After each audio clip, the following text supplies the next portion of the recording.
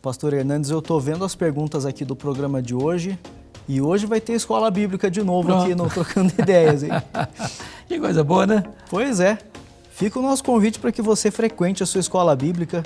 E se você tem dúvida a respeito da Bíblia, aproveite para mandar sua pergunta para cá, tá bom? trocandoideias@lpc.org.br, tá aí o e-mail para você mandar sua pergunta para cá. Eu vou dar mais uma conferida aqui, você pega seu cafezinho aí, a gente tem abertura e a gente já volta.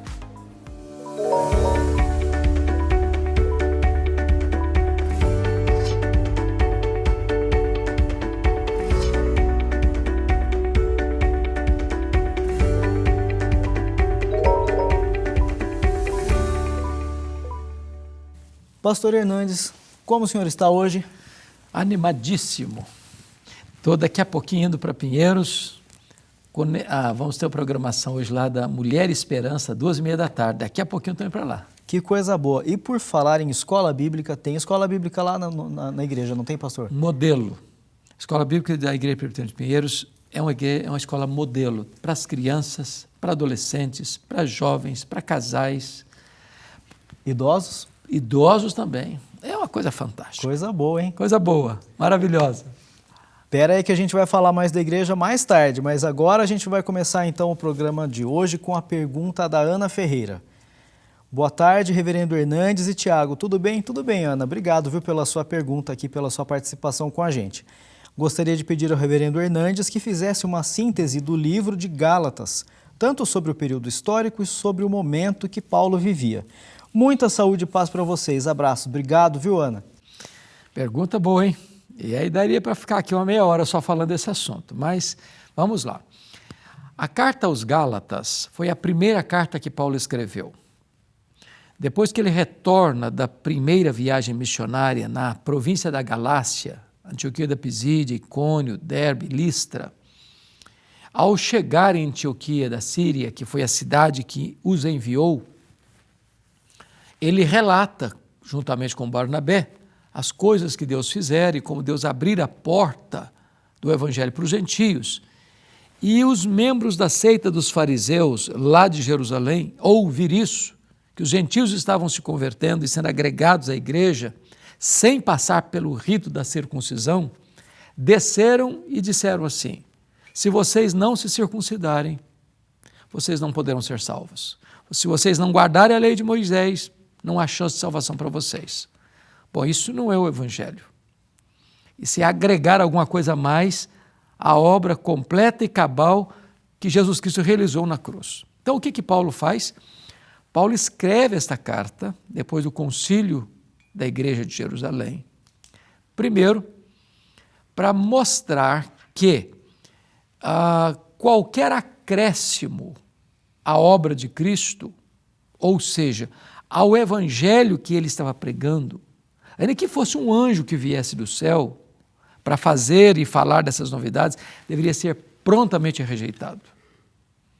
Então, a carta aos Gálatas, Tiago, foi escrita nesse contexto histórico. E a plataforma desta carta é a grande bandeira de alforria da igreja. E Paulo tem o cuidado de afirmar que nós não somos salvos pela lei. Impossível. Não que a lei não seja boa, Paulo diz em Romanos que a lei é boa, ela é espiritual, ela é santa, só que o problema é que a lei lida com um pecador, que sou eu, que não sou perfeito. A lei exige perfeição. A Bíblia chega a dizer o seguinte: se você guardar toda a lei e tropeçar num único ponto, você é culpado da lei inteira. Maldito é aquele que não perseverar em toda a obra da lei para cumprir. De tal forma que o papel da lei não é me salvar. O papel da lei, diz Paulo em Gálatas, é servir de aio, de pedagogo, para me pegar e me levar ao Salvador. Eu diria o seguinte: a lei é como o prumo de um pedreiro. Ele bota o prumo e sabe se a parede está torta, mas o prumo não endireita a parede. É como uma lanterna, você está andando de noite. Você consegue ver a pedra no meio do caminho, mas ela não tira a pedra. Ou como um exame, a gente falava raio-x no passado, né? Hoje tem uns exames mais chiques, né? Mais completos, né? Ele identifica o tumor, mas ele não é o bisturi que tira o tumor. papel da lei é trazer convicção do pecado e levar você a Cristo. Este é aquele que redime o homem, que salva o homem. Essa é a mensagem de Gálatas. Reverendo, o senhor tem o comentário, não tem, de Gálatas, comentário expositivo? Tenho. Então, Ana, fica aqui o convite para que você estude mais Gálatas, né, com esse livro. Você pode encontrar na internet o livro do Reverendo Hernandes, o comentário expositivo do livro de Gálatas. Pastor Hernandes, sabe quem nos mandou uma pergunta? Vamos lá. O Wendel Carvalho. Pronto, vamos lá. Pastor Hernandes, é possível alguém se converter a Cristo, mas não crer na realidade do inferno, crendo apenas que Cristo morreu para salvá-lo de seus pecados? Ô, Tiago, existem algumas igrejas que negam a existência do inferno, que dizem que o inferno não existe, aniquilaram o inferno. Mas a Bíblia é categórica em nos informar que existe vida eterna e condenação eterna, bem-aventurança eterna e sofrimento eterno. Quem mais falou sobre o inferno foi Jesus. Foi Jesus. Eu diria a você o seguinte: é possível a pessoa crer? Não, é possível a pessoa crer. Agora, se ela creu no Senhor Jesus de fato, é consequência desta fé que você aceita que a Bíblia é a palavra de Deus, a única regra de fé e prática. Eu não posso tirar nada daqui, eu não posso acrescentar nada aqui. Então, aquele que creu em Jesus, ainda que ele tenha dúvidas, porque é possível que uma pessoa tenha deficiência doutrinária, se ele tem dúvidas, ele vai voltar-se para as Escrituras, estudar as Escrituras e chegar a essa conclusão, que o inferno é não só uma realidade, mas é uma necessidade. Se você olhar aqui, Tiago, o mundo é injusto. O mundo é injusto, as cortes são injustas, tantas vezes.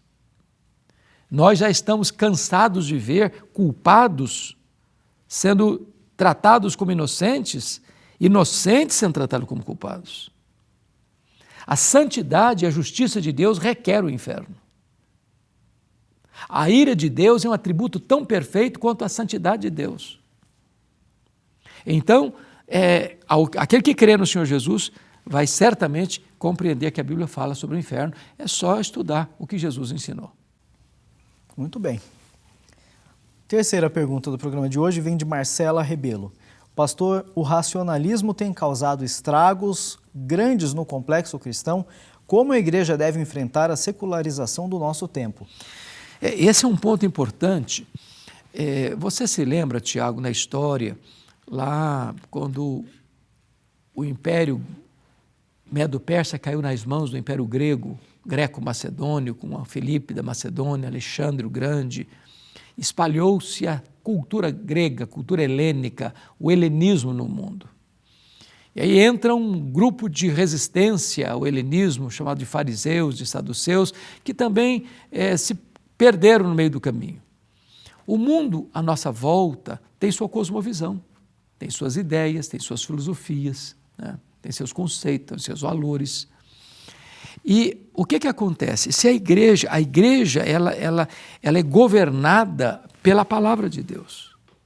Na medida em que a igreja começa a assimilar a cultura, a cosmovisão daqueles que não têm o entendimento espiritual, e ela começa a pautar a sua conduta por essa cosmovisão que vem de fora, em vez de pautar sua conduta pelas Escrituras, ela se seculariza. Por exemplo, hoje nós vivemos aí a questão da ideologia de gênero, né? A Bíblia fala que tem sexo masculino e sexo feminino. Tem homem e tem mulher. Tem macho e tem fêmea. A sociedade não é isso não. Não é só isso não. Então, e não é só a Bíblia, a ciência afirma isso também. A ciência afirma isso também. A biologia afirma isso também. Mas hoje a sociedade quer mudar o padrão. Então, tem homem, tem mulher, tem coluna do meio. Então, por exemplo, a Bíblia ensina que a relação sexual ela é entre homem e mulher, mas a sociedade hoje não. É possível ter uma relação sexual com a criança, tem pedófilos. Hoje não, pode ter sexo também com o animal, a bestialidade. O mundo quer empurrar a sua agenda, sua visão, seu pensamento para dentro da igreja. Não, sexo para nós, à luz da Bíblia, é no casamento. Não, qualquer pessoa pode ir para a cama. Não precisa ter aliança, não precisa ter compromisso. O homem é um ser instintivo. O sexo é um instinto animalesco. O homem não pode reprimir isso, senão ele fica doente. Então, toda vez que a igreja permite que esta pressão de fora determine a sua visão e o seu comportamento, ela se secularizou. Ela perdeu a capacidade de ser sal que salga, de ser luz que ilumina. Ela se perdeu. Ela foi engolfada, ela foi engolida pelo sistema. E Paulo diz assim: não vos conformeis com este século, mas transformai-vos pela renovação da vossa mente, para que experimenteis qual seja a boa, agradável e perfeita vontade de Deus. Esse versículo é o remédio, então, contra isso tudo. Contra isso tudo, exatamente. Pastor Hernandes, muito obrigado, então, pela sua disposição, pelo seu tempo aqui conosco. É uma honra. Eu quero passar a palavra ao senhor para que o senhor conte mais a respeito da Igreja Presbiteriana de Pinheiros para os nossos amigos lá em casa. Pois bem, muito bem, gente. Então, me permita falar com vocês sobre a Igreja Presbiteriana de Pinheiros. Ela fica em São Paulo, na Avenida Doutora Ruth Cardoso, 6.151, do lado da Ponte Cidade Universitária. Esta igreja é pastoreada pelo reverendo Arival Dias Casimiro. Eu tenho o privilégio de ser um dos pastores colaboradores da igreja. E é uma igreja dinâmica, viva, operante, missionária, uma igreja que estende o braço ao aflito, necessitado, uma igreja que tem sido muito presente nas mídias sociais com o propósito de levar o evangelho às nações. São, Tiago, mais de 100 nações hoje que são alcançadas pela mensagem da Igreja Presbiteriana de Pinheiros, sobretudo porque também os sermões estão sendo legendados em mandarim, em russo, alemão, francês, inglês, espanhol, italiano, e tudo isso para que esta mensagem alcance as nações.